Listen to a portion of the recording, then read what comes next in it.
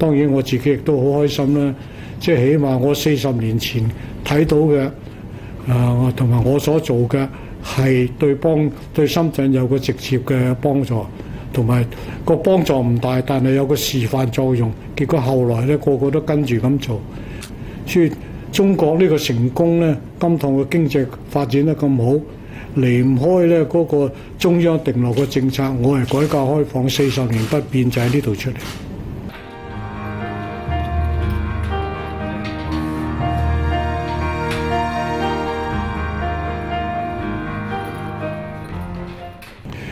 而家內地最需要咩呢？我睇到有幾樣啦，例如個醫療嗰度，其實香港點解呢？我哋嘅人均壽命係成超過80歲啊，係同日本差唔多嘅，係個好高級㗎啦。